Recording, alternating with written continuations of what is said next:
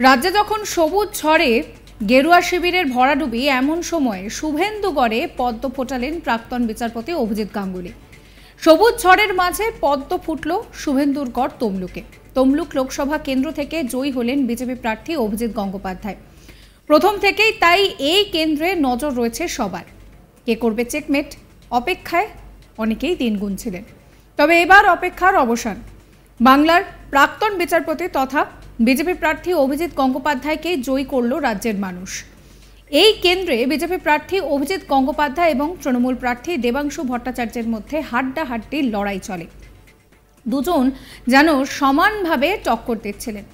বেশ একটা কড়া টক্কর যাকে বলে। তবে বেলা শেষে জয়ে আসে অভিজিৎ বাবুর।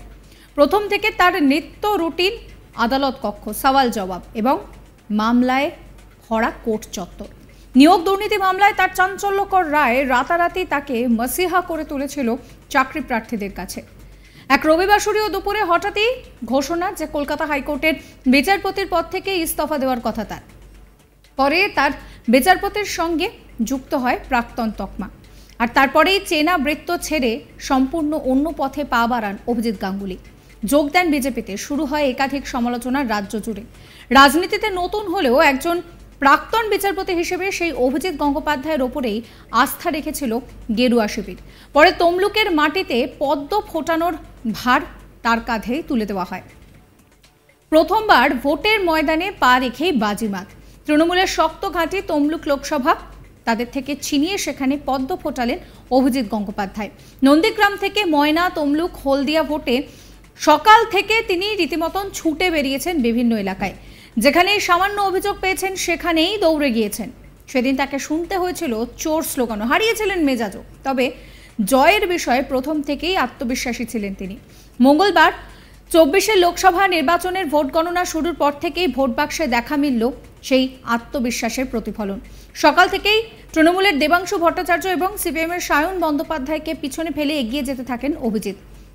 পোস্টাল ব্যালটে প্রায় ৬৭,০০০ ভোটে এগিয়ে যান প্রাক্তন বিচারপতি। মাঝে অবশ্য খানিকটা সময় প্রাপ্ত ভোটে নিরিখে দেবাংশু তাকে টক্করও দেন, যদিও তা দীর্ঘস্থায়ী হয়নি। শেষমেশ জয়ের হাসি হাসেন প্রাক্তন বিচারপতি।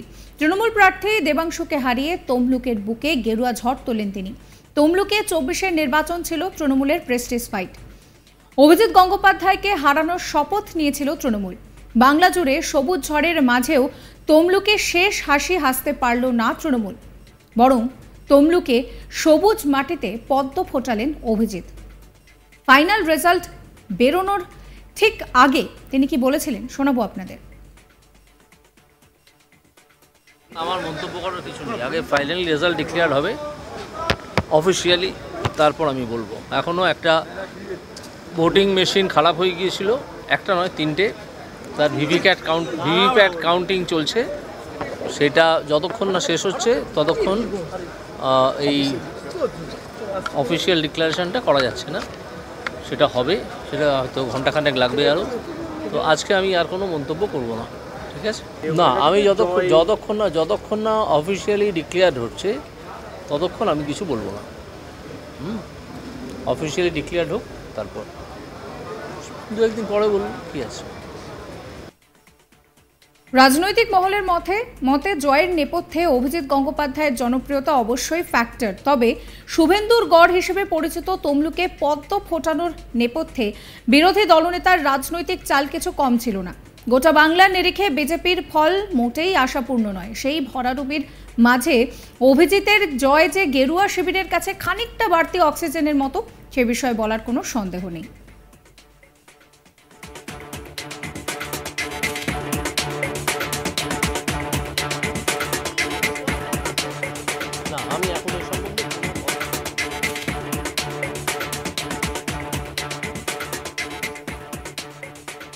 এই নিয়ে আমার কলিগ চন্দন সেনাপতির একটি রিপোর্ট দেখাবো। প্রথম দিকে তার জীবনে দেখেছি কলকাতা হাইকোর্টের একাধিক মামলা, চাপ, সওয়াল জবাব ইত্যাদি ছিল তার নিত্যদিনের সঙ্গী। এবং তারপরেই হঠাৎ একদিন রবিবার বিকেলে সিদ্ধান্ত নেয় যে তিনি বিচারপতির আসন থেকে নিজেকে সরিয়ে রাখবেন।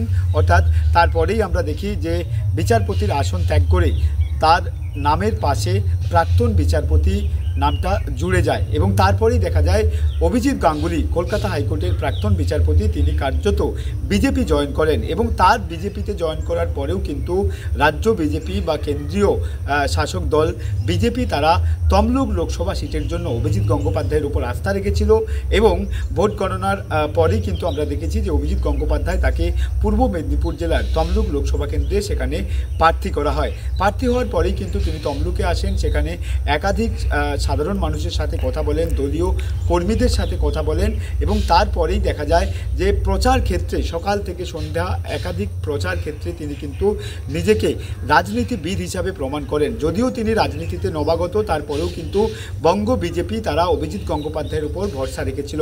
অনেকে রাজনৈতিক মহল মনে করছেন যে অভিজিৎ গঙ্গোপাধ্যায় যেহেতু প্রাক্তন বিচারপতি ছিল, সেই যে তকমা, সেই তকমাতেই তাকে তমলুক লোকসভা কেন্দ্রের মতো গুরুত্বপূর্ণ জায়গায় সিট দেওয়া হয়েছে।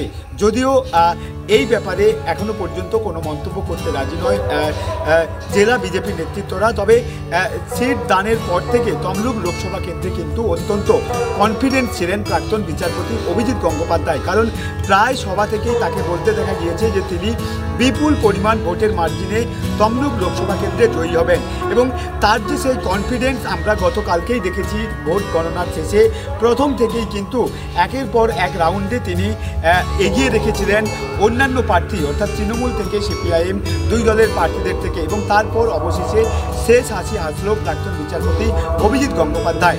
সারা বাংলা জুড়ে যেখানে সবুজের ঝড় উড়েছে, সেই সবুজের ঝড়ের মাঝেও কার্যত তমলুকের মতো গুরুত্বপূর্ণ লোকসভা কেন্দ্রে বিজেপি বা গেরুয়া ঝড় ফোটাতে সক্ষম হয়েছে প্রাক্তন বিচারপতি অভিজিৎ গাঙ্গুলি এবং তার এই সফলতার পেছনে একদিকে যেমন তার প্রাক্তন বিচারপতির তকমা কাজ করছে, অপরদিকে বিরোধী দলনেতা শুভেন্দু অধিকারীর যে রাজনৈতিক কারিশমা, সেটাকেও কিন্তু প্রাধান্য দিচ্ছে রাজনৈতিক মহল। আপনাদেরকে আরও একবার শোনাবো প্রাক্তন বিচারপতি অভিজিৎ গঙ্গোপাধ্যায় কি বলছেন, শোনাবো। আমার মন্তব্য করার কিছু নেই, আগে ফাইনাল রেজাল্ট ডিক্লেয়ার হবে অফিসিয়ালি, তারপর আমি বলবো। এখনও একটা ভোটিং মেশিন খারাপ হয়ে গিয়েছিল, একটা নয় তিনটে, তার ভিভিপ্যাট কাউন্টিং চলছে, সেটা যতক্ষণ না শেষ হচ্ছে ততক্ষণ এই অফিসিয়াল ডিক্লারেশনটা করা যাচ্ছে না। সেটা হবে, সেটা হয়তো ঘন্টাখানেক লাগবে আরও। তো আজকে আমি আর কোনো মন্তব্য করব না, ঠিক আছে? না, আমি যতক্ষণ না অফিসিয়ালি ডিক্লেয়ার হচ্ছে ততক্ষণ আমি কিছু বলবো না। অফিসিয়ালি ডিক্লেয়ার হোক, তারপর দু একদিন পরে বলুন, কি আছে। সাবস্ক্রাইব করবেন আজ তাক বাংলার ইউটিউব চ্যানেলকে, ফলো করবেন হোয়াটসঅ্যাপ চ্যানেলও।